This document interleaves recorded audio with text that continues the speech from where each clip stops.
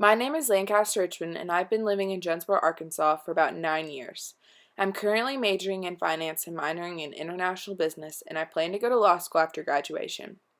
The piece I picked to research is the Portrait of Alexander Hamilton by John Trumbull, which is currently located at Crystal Bridges Museum of American Art.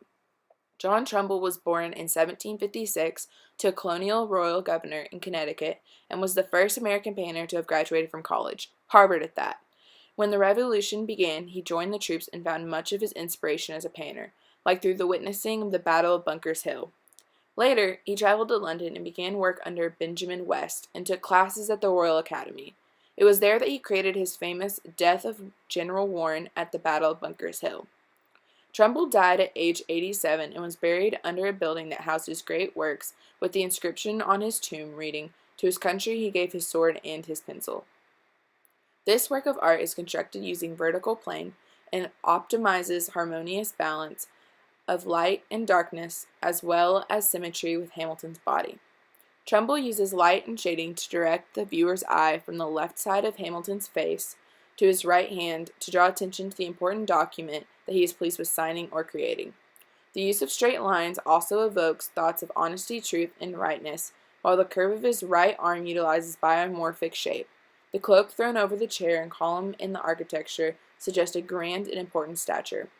Additionally, the artist made this portrait very realistic by using perspective and space to illustrate depth, and made it look as though he is really standing at the forefront of a room gazing off into the distance, when in all actuality, the background was most likely painted in after him. Mostly muted colors were used, except to show rosiness in his cheeks and green in the green desk and the skyline outside the window. Trumbull used oil on canvas to construct this iconic image of Alexander Hamilton, which creates a smooth and polished tactile sense. Analyzing the portrait of Alexander Hamilton through a biographical lens, I am drawn to his upbringing and past in armed forces. The subject matter he focused on was all related to great battles, leaders, and milestones in our country's history. Being a royal governor's son, John Trumbull was brought up in a society with a lot of prestige, so he was used to being surrounded by important people. I think that these relationships and the society in which he grew up in directly influenced the style and the rendition in which he created his pieces. When looking at Trumbull's portrait of Alexander Hamilton, I first noticed Hamilton's stance, which gives off a sense of importance and pride without being too domineering. This stance gives a feeling of enlightenment, like he has been struck with an idea so innovative that it has the capability to catalyze a revolution. Trumbull could have painted him as arrogant, or self-important, or grandiose. In fact, Hamilton was often criticized as immoral and severely aristocratic. However, this is not what we see in his depiction.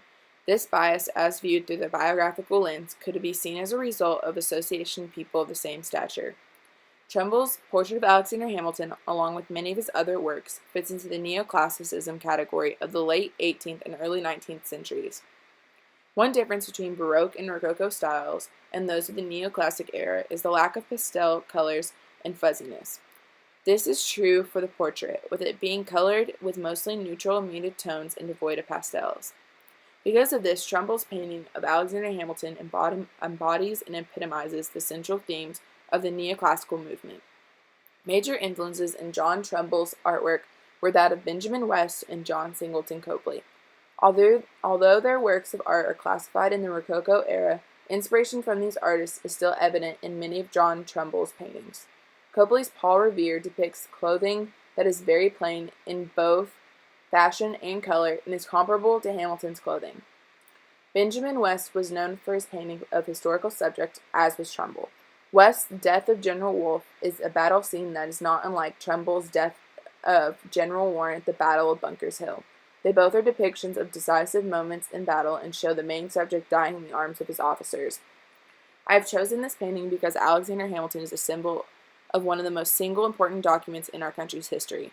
Along with being a founding father, Alexander Hamilton also was our country's first Secretary of Treasury, established a national bank, and was instrumental in the trade agreements between the U.S. and Great Britain. This illustration of one of the founding fathers directly relates to my interest in American government, economic and financial policies, and the legal system. As for the actual portrait of Alexander Hamilton, I very much like the kind of light that John Trumbull casts him in. He almost looks as though he is smiling to himself a bit, which makes a larger-than-life figure a little bit more real to the average person.